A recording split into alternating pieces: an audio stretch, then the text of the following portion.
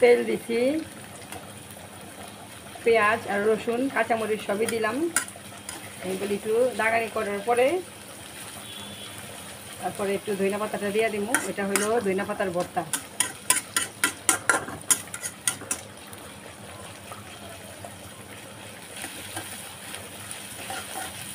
তাতে একটু লবণ দিয়ে দিব এখন।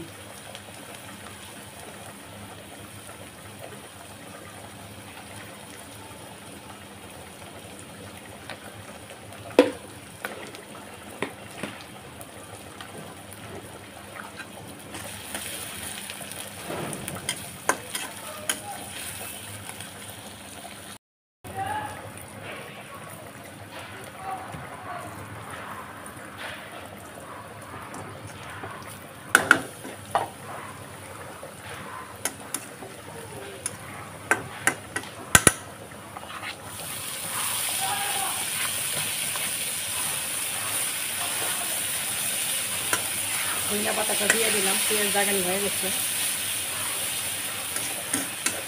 মানুষ আর কি খাইব, সব কিছু তো দাম। এখানে 40 টাকা ধনিয়া পাতা আনছি, একটু আলু ভর্তা, ডাল বাগার আর ওই মাছের ডিমের ভর্তার জন্য রাইখা সবটাই দিয়ে দিচ্ছি। চোখে দেখা যায় না, ধনিয়া পাতা যতটুকু আনছি চোখে দেখা যায় না, অল্প কাটা দেয়। এখন সব কিছুই দাম, এর জন্য একটু করে নেই, একটু করে কেটে দেবো।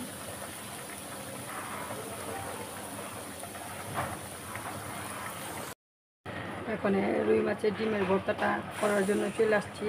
ডিমটা চটকায় নিছি, চাকাটা ভাঙা। যে তেলে শুধু এখন একটু হলুদ দিয়া লবণ দিয়ে ভাজুন।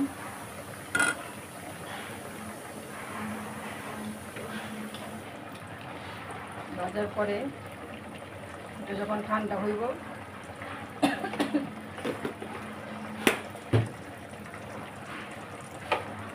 তারপরে কাঁচা পেঁয়াজ দিয়া খাইলে বেশি গ্রাম লাগে, কিন্তু কাঁচা পেঁয়াজ দিয়ে খাইতে চায় না, এটাই একটা সমস্যা। কাঁচা পেঁয়াজের গ্রান আলাদা আর বাগারের দেওয়া ওটার গ্রান আলাদা। কাঁচা পেঁয়াজ দিয়ে করবো এখানে ধনিয়া পাতা, কাঁচামরিচ, কাঁচা পেঁয়াজ দিয়ে সরষের তেল দিয়ে মাখাবো। এটা যে একটু ভাজা ভাজা করুন আর একটু তেল দিয়ে দিই, তেল লাগবো।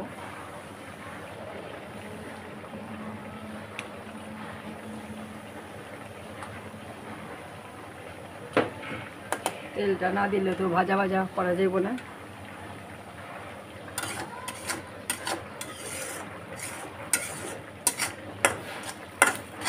হলুদ দিলে রঙটা সুন্দর হয়, আর নাহলে সাদা ভটকা থাকে, রঙটা দেখতে সুন্দর লাগে না।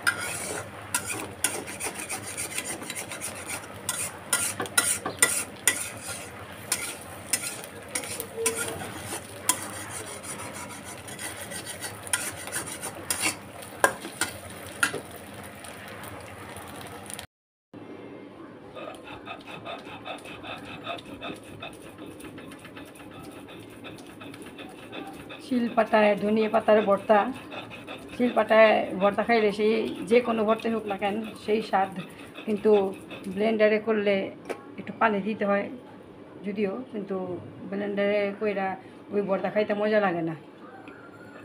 শিলপাটা ভর্তা খাইলে শুকনো শুকনো হয়, ওটা খাইতে অন্য মতো একটা মজা হয়। অল্প একটু এর জন্য শিলপাটাতে নিয়ে বসলাম বাটতে। এটা দিয়ে আমি এই চামিচটা দিয়ে আমি মানে কাঁচাইতেছি যে হাতে মরিচের ঝালটা লাগবো না, আর হাতটাও নষ্ট হইল না। এটা দিয়ে সুন্দর করা কাঁচা যায়।